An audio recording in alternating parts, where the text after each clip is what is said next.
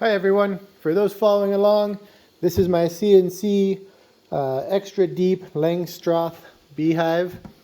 This is the new file I've done is using up the plywood a whole lot better to get all the frames. So we've got 10 frames that are going to be built out of this piece of plywood, plus the 4 spots where the box came out of. This one's all glued up. Still got the 3/8 deep handhold here. The ridge for the frames. This one's all, like I said, all glued up, stapled together. Nice tight joints in here. This is a little dog bone from the CNC file in each corner. So, turned out really well. These protrude a little bit based on the thickness of my material compared to what I cut. It's set for 3/4 of an inch, so these are just sticking out a little bit, but I'll sand those off later. So overall, this file definitely utilized the material better. From my first cut, I had a whole bunch of wasted space. So here's what it looks like on easel. There's all the pieces being cut out. There's the view on the simulation right there. And I've got multiple files. I've got a deep, regular deep box. I've got the medium box, 8 frames. Those are 10 frames and 8 frames. The file for the inner cover for a 10 frame and an 8 frame. File for the lid. Oh, this is the bottom board, sorry. And then this is for the top board, or the top of the box, the lid, that will have to have the metal flashing put on. And then some deep frames, just if you need the sides, if you want to utilize like the original top portion of frames that you have purchased already, you can do that with just adding the side files. So that's an option. And then those are the top bars, bottom bars, and then the whole thing here on plywood. And then the newest experiment. So I've been cutting them out of plywood for 2 reasons. One, I want to see how it holds up. And 2, it's easier to do a lot of prototyping with this stuff here. With the plywood, it just makes life a little better. This is the X-Carve Pro that I'm using, 4 foot by 4 foot. But the next step is to move away from the plywood and to move to solid boards. So at Lowe's, you can get, I'm not sure if there's a glare on that, there we go. You can get these project panels that are pre-glued. They're 3/4 of an inch thick, 20 inches wide, 6 feet tall. This one is 16 inches wide. I'm going to use this to make the frames. This will be for the hive body itself, and then this will be doing all the frames out of solid wood. I've got a couple frames over here that I've already glued together and done a couple nails. There, I did nail in the bottom, nail in the side. I don't think I nailed this top on yet. Oh yeah, I nailed it on the side there. So this is not marine grade plywood. Lowe's does sell marine grade plywood. It's $109 at my local store.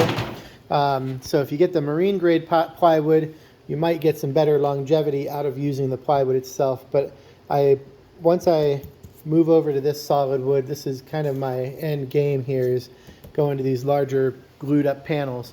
I don't have the desire to glue up my own panels. You can easily glue up your own panels if that's the step you want to take.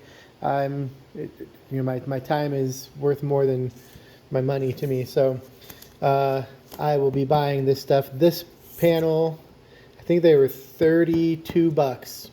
So both of these together, around $70 after tax and everything, and this will give me 1 deep hive box like this here and 10 frames.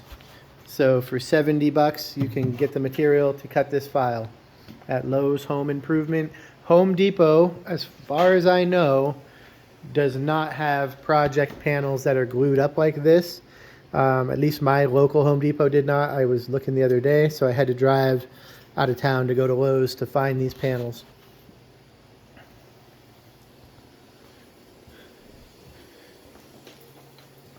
So as you can see, I've got a couple of these boxes made now. I think I'm on my third box here. I got to get these frames put together. I've ordered foundations to go in. One of the big pieces about the frames here is this is the long sidebar. I cut a full 3/8 groove, the 3/8 depth groove. This is just wide enough for a frame or a foundation to fit inside of it. So because I went with 3/4 inch thick material, I had to make up the difference from the 3/8 original size to 3/4 by putting this groove in, and that allows the frame to sit inside the groove. So you can see the difference here.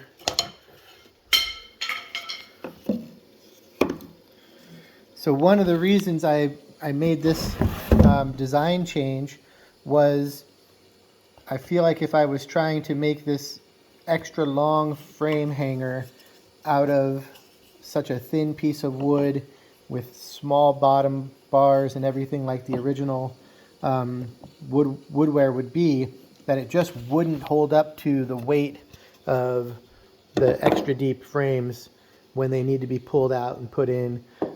So I felt like beefing it up to a 3/4 inch thick material, giving that little bit of extra space in here, was really the key to making this stronger. So I'm hopeful. I'm really hopeful that that's going to be the case.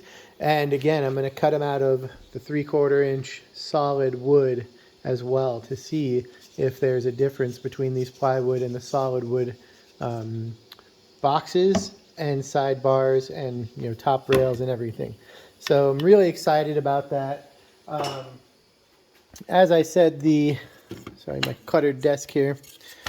The original woodware, if you've already purchased frames, the top bars will work. With the exception of, yeah, they won't work now. I made an adjustment to where this is 3/4 of an inch wide. So you would have to make probably a little hand cut notch, so that would still sit inside of there. My original file, this was only the 3/8 that would fit into this groove. And again, when I did that and I was putting nails in, I just felt like it wasn't enough glue space there to really hold up. So my thought was, if I was using my top bars, I would just shave this little side piece off here. In my top file here, I can show you. So in my file, I made this space 3/4 of an inch longer, and it still has the long tab to sit on the sides. Everything fits in the hive really well, just the way it is. There's no limitations on using my frame, top frames versus a regular top frame. If you look here, they're both getting a full seat. Mine has the space for my longer or wider bars, and it still going to have the 3/8 B space on the side so they can move side to side. And also the frames, when they have the foundation in them, I can show you this one over here.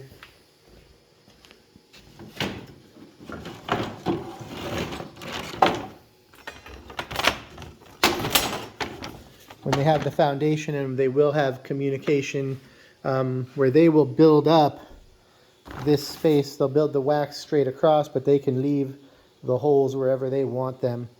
So this is kind of a good example of how my frame sits inside. This one's good clear view because it's broken here. So the frames move back and forth inside this groove. They fit into the top groove really nicely.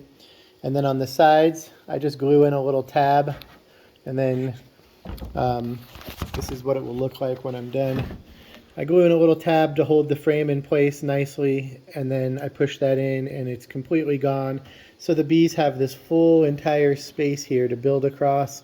And even if, like on this one, I broke it while I was trying to remove it from its original frame, so I just put my tab in a little higher, and the bees will, build this space up in between the comb.